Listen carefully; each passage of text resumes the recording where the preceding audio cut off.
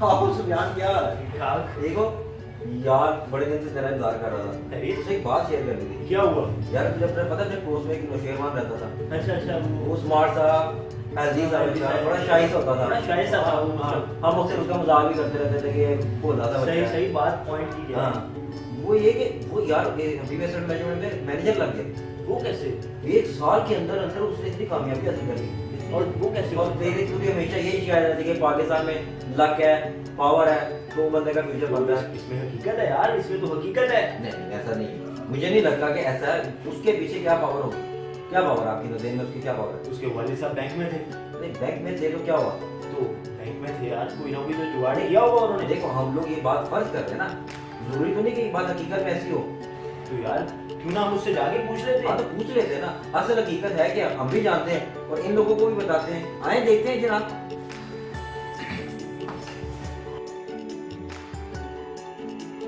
अस्सलाम वालेकुम। कैसे हैं? खैरियत से?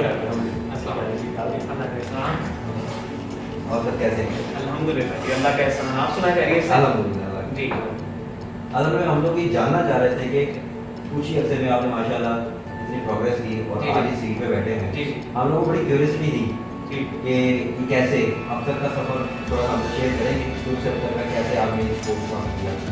जी सबसे पहले तो ये है कि ACCA के बाद जब मैं जॉब की फील्ड में निकला, मार्केट में निकला जॉब हासिल करने के लिए, नौकरी हासिल करने के लिए, तो मुझे मालूम पड़ा कि हमारे ACCA की पाकिस्तान में कोई जगह ही नहीं है। ठीक है, और मुझे शदीद किस्म की मुश्किलात का सामना करना पड़ा क्योंकि मैं फाइनेंस से रिलेटेड जॉब करना चाहता था।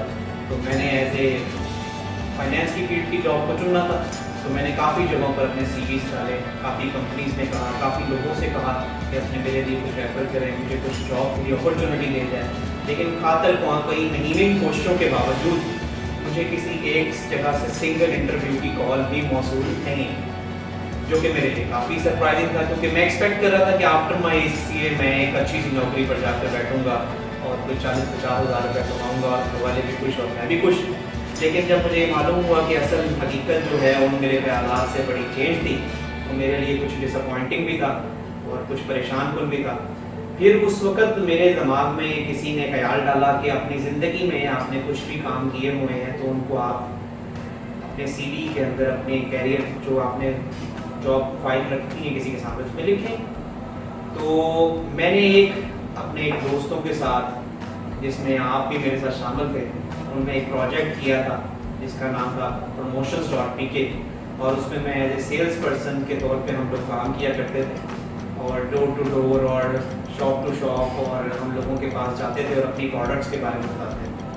उसको मैंने अपने एक्सपीरियंस को अपने CV में शामिल किया। तो उसके बाद जब मैंने अपने CV को मार्केट में पुट किया तो मुझे विद इन डेज तो 3 इंटरव्यूज़ की कॉल आई। 3 कंपनियों ने मुझे जॉब के लिए बुलाया। तो ज़ाहिर इतनी कोई अच्छी पोस्ट पे नहीं थी, लेकिन मेरे लिए एक इंकरेजिंग था कि मुझे चले नौकरी के लिए तो बुलाया गया, फिर इंटरव्यू के लिए तो बुलाया गया। 3 कंपनियों में से 3 बाकी 2 का नाम लेना मुनासिब नहीं समझूंगा। मीज़ान इन्वेस्टमेंट्स को मैंने चुना as a senior investment adviser. मैंने अपनी जॉब, अपनी नौकरी का सफ़र स्टार्ट किया। पर बहुत मुश्किल था, पैसे भी थोड़े थे, पैसे भी इतने ज़्यादा नहीं थे जितने मैं एक्सपेक्ट कर रहा था कि अपनी मैं नौकरी का आगाज़ करूँगा तो इतने पैसों से करूँगा। पैसे भी थोड़े थे और जॉब भी बहुत मुश्किल थी। मैं तो अपनी तरफ से ये सोच कर बैठा हुआ था कि मैं जब भी नौकरी के लिए निकलूँगा तो AC वाला कमरा होगा, आरामदेह कुर्सी होगी और सामने एक लैपटॉप पड़ा होगा जिस पे उंगलियाँ मारी और नौकरी करनी। लेकिन जब मैं बाहर निकला तो मुझे पता चला कि यार यहाँ तो पूरी दिन जो है मैं गर्मी तपतपाती धूप के अंदर धूल मिट्टी खाते हुए, लाहौर जैसे शहर के अंदर आपको मालूम है आए दिन हमारे कुछ गवर्नमेंट के प्रोजेक्ट्स चलते रहते हैं, तो जिसकी वजह से कुछ मिट्टी, सड़क पे आलूगी, सबका सामना करना पड़ा। फिर उसके बाद लोगों को मिलने का एक्सपीरियंस कोई नहीं था, लोगों के साथ बुरा बिहेवियर, लोगों के सब कुछ बर्दाश्त की, अपने अंदर बर्दाश्त का मादा इंक्रीज़ किया क्योंकि मुझे मालूम पड़ा कि यार मार्केटिंग की जॉब अगर आपने करनी है तो सबसे पहले एक सबसे बड़ी एक जो चीज़ है वो आपके अंदर बर्दाश्त की होनी चाहिए। तो उस बर्दाश्त को अपने अंदर संभालते हुए और मेहनत का जज्बा अपने अंदर बनाते हुए, क्योंकि दिल में एक लगन थी कि कुछ करना है, कुछ बनना है और बस कुछ करके दिखाना है। तो बस उस लगन के पीछे लगे मैं अपने सफ़र को जारी रखता रहा और फिर मुझे कुछ ही असना के अंदर मुझे वहाँ पर बहुत ही ज़्यादा खातर कामयाबी का सामना काफ़ी कामयाबी मिली मुझे और मैं कुछ ही अरसे में तकरीबन 1 साल के अंदर वहाँ पर एक प्राइवेट स्टार बन गया और मीज़ान इन्वेस्टमेंट्स में उन लोगों ने मुझे बड़े अच्छे तरीके से सारे कंपनी के अंदर जाना माने जाने लगा। कुछ ही अरसे के अंदर मुझे एक टीम दे दी गई जिसको मैं संभालता था। एक ऑफिस के अंदर मैं पूरे काफ़ी लोगों का मैं हेल्प करता था। कुछ इस सफ़र को जब हम आगे लेकर चलते रहे तो थोड़े ही अरसे के बाद मुझे पिटिक एसेट मैनेजमेंट जो कि NIB बैंक की सब्सिडरी कंपनी है उनकी तरफ से मुझे एक ऑफ़र मौसूल होती है as a relationship manager central region के तौर पर, जो कि मेरे लिए बड़ी अच्छी ऑफ़र होती है जिसमें मेरे पैसे भी तकरीबन डबल हो जाते हैं, जॉब की तनख्वाह भी मेरी डबल हो जाती है और पोस्ट भी अच्छी होती है, जो मुश्किलात हैं वो भी कम हो जाती हैं। वहाँ पर भी जाकर बहुत मेहनत की, दिन रात लगाए, कोशिश की, क्लाइंट्स के साथ मिलते रहे, अपनी फील्ड में आगे काम करते रहे, लेकिन उस मेहनत के बाद मुझे बहुत ही अच्छा फल कुछ ही अरसे के बाद मिलना शुरू हो गया और कुछ ही अरसे के बाद तकरीबन कुछ माह गुजरे मेरा वहाँ पर। अगर मैं अपने कैरियर को देखूँ तो मेरा सबसे अच्छा जो दिन है वो पिटिक एसेट मैनेजमेंट में है और वहाँ पर कामयाबी भी मुझे काफ़ी मिली। कुछ ही महीनों के बाद मुझे वहाँ पर हबीब एसेट मैनेजमेंट की तरफ पे मुझे वहाँ से ऑफ़र हुई, ठीक है, जो कि बैंकल हबीब की सब्सिडरी है एज ए मैनेजर लाहौर के तौर पे कि मैं लाहौर का चार्ज संभालूँ। लाहौर का रीजन जहाँ पर क्योंकि कुछ भी नहीं था उसको डेवलप करना था, उसको बनाना था, तो ये फिर एक चैलेंजिंग टास्क था। मैंने इसको अपनाया, इसमें कोशिश की, इसको मैंने एक्सेप्ट किया और फिर उसके बाद मैंने अपने यहाँ पर सारा कुछ इसको डिप्लॉय किया और आफ्टर 8 मंथ्स की बहुत मेहनत के बाद आज अल्हम्दुलिल्लाह हम एक ऑफिस को भी यहाँ पर सस्टेन कर रहे हैं, रिटेन कर रहे हैं हबीब एसेट मैनेजमेंट के। और ये एक सफ़र था, अच्छा सफ़र था और बस यही। एक और सवाल जो है जी जी बहुत ज़्यादा मतलब गर्दिश कर रहा होता है कि कोई ना कोई चीज़ इंस्पायर करती है जी इस फील्ड में इंस्पायर करती जी है, तो आप शेयर करना चाहिए कोई ऐसी चीज़ जिसने आपको इंस्पायर किया।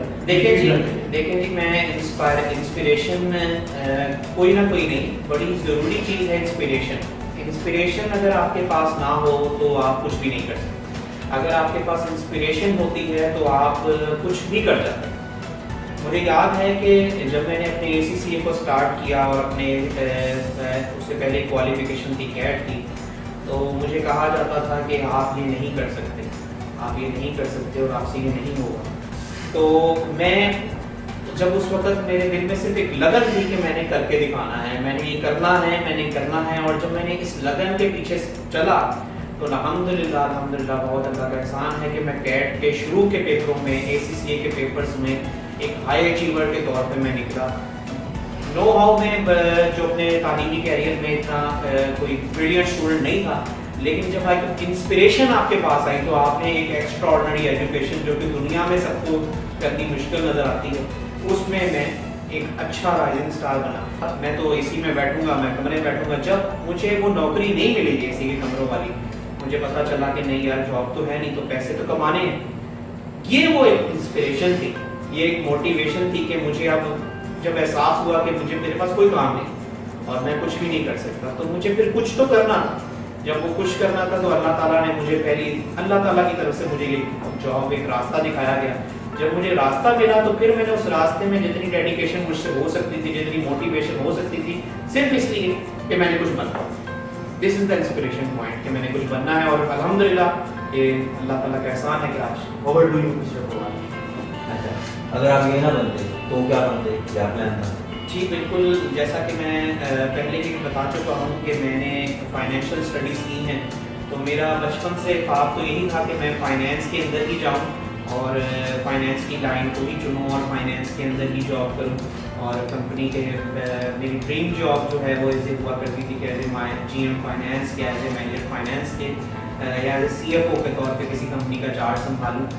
लेकिन तो इसलिए अगर ये ना होता तो डेफिनेटली मैं फाइनेंस करूँगा। एक और सवाल जो बहुत ज़्यादा आजकल होता है कि बहुत से लोगों का माइंडसेट होता है पाकिस्तान में, वो कहते हैं कि लक और पावर के बगैर कोई फ्यूचर नहीं। लक और पावर सब कुछ होते हुए भी सब कुछ नहीं, क्योंकि अगर आपके पास डेडिकेशन है, लगन है और आपके पास मेहनत है, आपके पास जुस्तजू है, आप कुछ करना चाहते हैं, ज़िंदगी में कुछ बनना चाहते हैं, तो ये 3-4 चीज़ें ऐसी हैं कि वो लक को भी हरा देती हैं और वो पावर को भी हरा देती हैं। और जब वो इन दोनों चीज़ों को हरा देती हैं तो फिर आप उनसे भी ज़्यादा सक्सेसफुल हो जाते हैं जिनके पास लक और पावर मौजूद होती है। तो इसके लिए आप ये सही बस एक लास्ट सवाल के साथ मैं अपने प्रोग्राम को वाइंड अप करना चाहूँगा जी। कि जो लोग इस शोबा में आने के ख्वाहिशमंद हैं उनके लिए आप हकीकी मायनों में मतलब स्ट्रेट फॉरवर्ड क्या टिप्स देंगे? क्योंकि इस वक्त आप उन लोगों के रिप्रेजेंटेटिव हैं, आप बिल्कुल यहाँ गए और उन्हीं में से एक हैं। बिल्कुल बिल्कुल। सबसे पहली बात तो ये कि जैसा कि मैं अपना बता चुका हूँ कि मैं इस शोबे में आने से पहले, मार्केटिंग और सेल्स के शोबे में आने से पहले, इस लाइन को चुनने से पहले इस लाइन को खुद बुरा समझता था, क्योंकि इसमें मेहनत और भागदौड़ बहुत ज़्यादा है और जो कि नॉर्मली लोग इससे भागते हैं, ठीक है। लेकिन जब मैं इस लाइन में आया हूँ और जब मैं इस फील्ड को मैंने चुना है तो मैं अपने दोस्तों को, अपने से आने वाली जनरेशन को यही मशवरा देना चाहूँगा कि know how finance is a good line and engineering is a good line and doctorate is a good line, लेकिन सेल्स एंड मार्केटिंग जितना ग्रूम मैंने इस लाइन में देखा है, जितना मैंने ग्रूम तरक्की इसमें देखी है, जितनी जल्दी अचीवमेंट मैंने इसमें देखी है वो किसी और लाइन में नहीं। आपको यहाँ पर आपकी मेहनत का फल बहुत जल्दी है।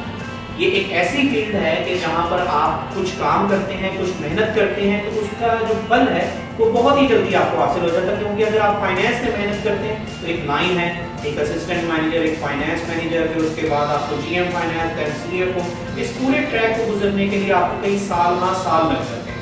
लेकिन आफ्टर 2-3 इयर्स आपके सामने अल्हम्दुलिल्लाह कि अगर मैंने अपने एज ए सेल्स पर्सन के तौर पर अपना सफ़र मिज़ान के साथ स्टार्ट किया था, तो आज हनीफ एसेट मैनेजमेंट में लाहौर का चार्ज संभाल, जो कि एक very big task, very big deal. और यहाँ पर यही मसला है कि सेल्स की जो जॉब है वो आपको बहुत अच्छी तरीके से, आपको एफर्ट तो मांगती है, लेकिन जब आप एफर्ट करते हैं तो आपका फल भी मांगती है। तो मैं अपनी तमाम नौजवान असल को, MBAs को, अपने B-कॉमर्स को, अपने I-कॉमर्स को, सबको ये कहना चाहूँगा कि मार्केटिंग की लाइन को बखूबी पढ़ें, बखूबी समझें, लोगों से बात करने का सलीका समझें, अपने अंदर मेहनत का, अपने अंदर लगन का जज्बा सरशार करें, अपने पैदा करें उसको, और जब वो चीज़ें डेवलप हो जाएंगी तो मार्केटिंग सबसे बेहतरीन जॉब है मेरी नज़र में। It's a very good job. Good luck बहुत। Thank you so very much. बहुत शुक्रिया, बहुत शुक्रिया, thank you so very much.